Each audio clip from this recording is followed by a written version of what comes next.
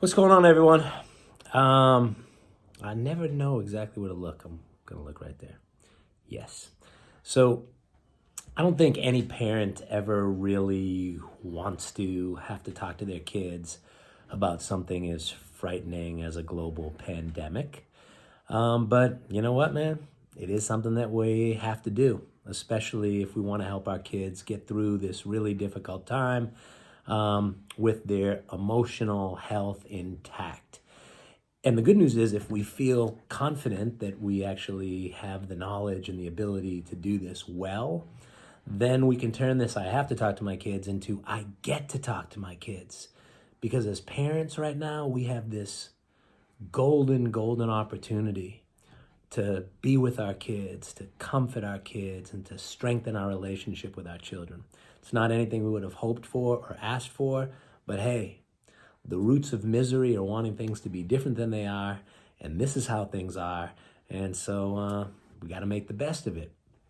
Now, there's a million and one right ways to talk to kids about frightening, difficult stuff, but sometimes it's best to follow the lead and guidance of people who have a lot of expertise and knowledge and have done a lot of research on how to do this effectively.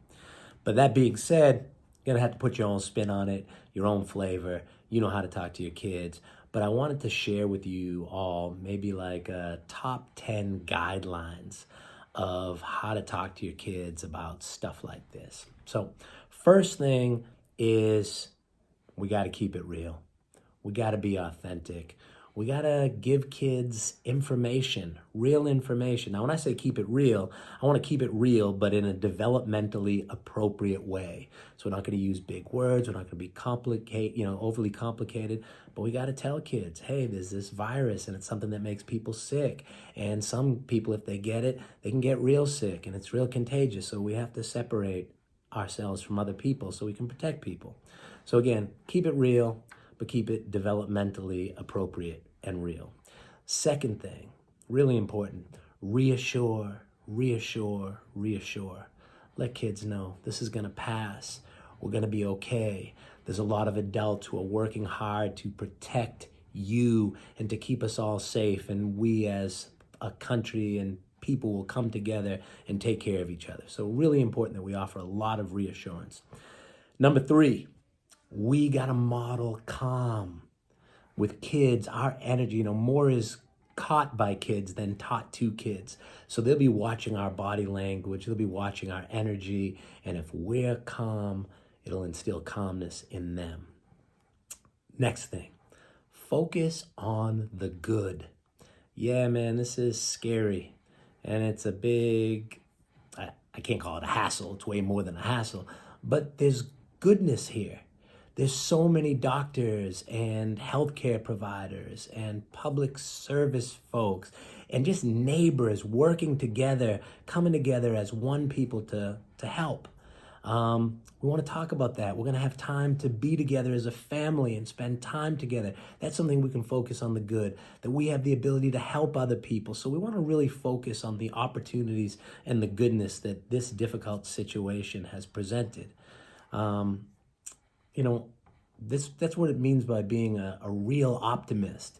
It's not saying we want this to happen, and it's great that we have this pandemic going on, but given that we have this pandemic going on, what is the good stuff that we can wrap our minds around, that we can find comforting?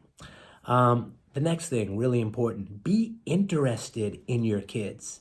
And what I mean by that is, let's not just focus on being interesting and giving them all the information, but let's be interested. What do they know? What are their fears? What have they talked about with their friends? Find out what they know about this virus, how they feel about it. What worries them most? Those kind of conversations and us doing a lot of listening is really important. Another thing, number 6, and I wrote a bunch of things down here, that's why I'm peeking over, but is allow them to be helpers. See, one of the things that makes trauma is that it stops us from taking effective action.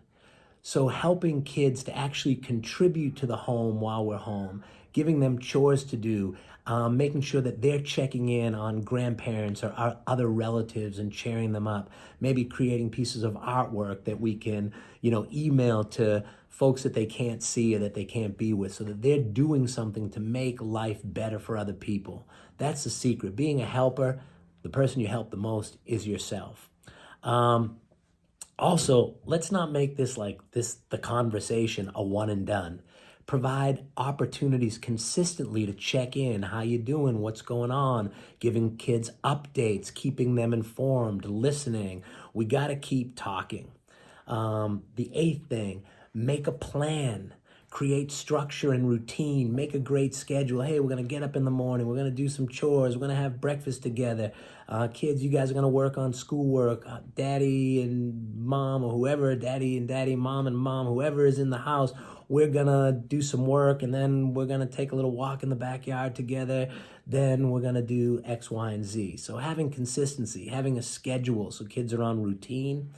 Number 8, watch what they watch. Be careful not to have too much news 24/7, watching scary stuff. This is a time for fun stuff, light stuff, letting kids, if they are watching stuff that's going to help to comfort them and make them feel better, not arouse them and make them feel more afraid. And then the 10th thing, engage in life, the wonders of life. Making time to create, to play, to read, to sing, to dance, to be in nature whenever you can.